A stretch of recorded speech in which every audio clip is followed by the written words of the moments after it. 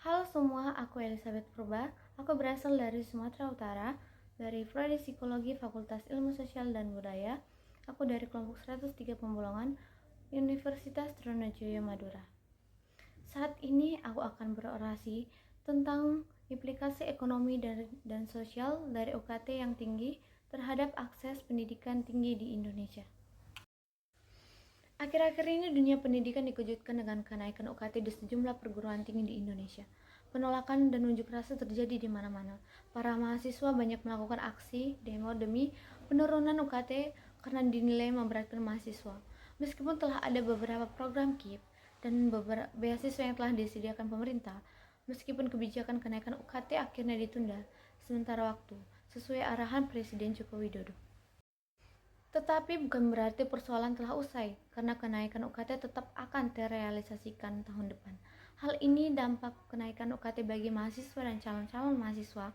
UKT yang tinggi dapat mengubur mimpi para generasi bangsa Indonesia yang ingin berkuliah.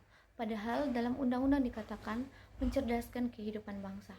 Tetapi karena uang kuliah yang melonjak naik, membuat para mahasiswa harus berpikir dua kali untuk melanjutkan sekolah.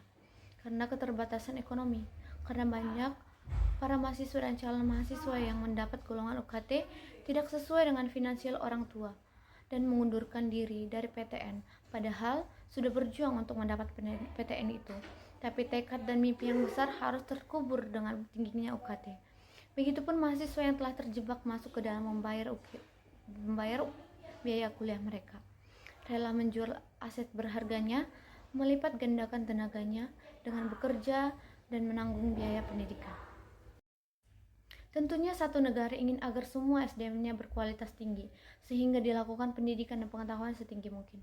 Sistem yang diterapkan perguruan tinggi yang mengandung unsur diskriminatif karena masih ada golongan kaya dan miskin. Padahal di mata pendidikan semua sama dan harus berprinsip berkeadilan, demokratis, dan mengabdi pada rakyat. Selain itu juga, Undang-Undang Pendidikan Tinggi ini juga akan semakin mempersulit akses pendidikan bagi masyarakat. Karena tingginya biaya pendidikan, mahalnya biaya kuliah membuat banyak saudara kami dan saudara-saudara kami yang di desa maupun di kota tidak dapat melanjutkan pendidikan karena tingginya biaya pendidikan. Maka dari itu perlu evaluasi kebijakan terkait kenaikan UKT.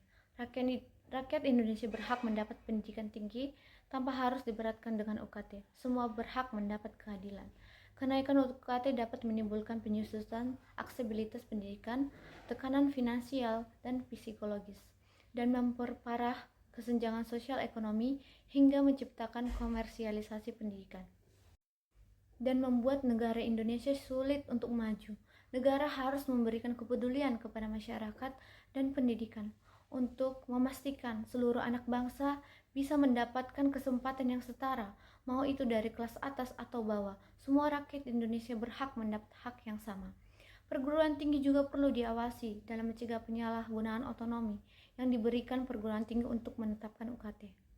Mungkin ini saja yang bisa saya sampaikan melalui orasi implikasi ekonomi dan sosial dari kenaikan UKT tinggi terhadap akses pendidikan tinggi Indonesia.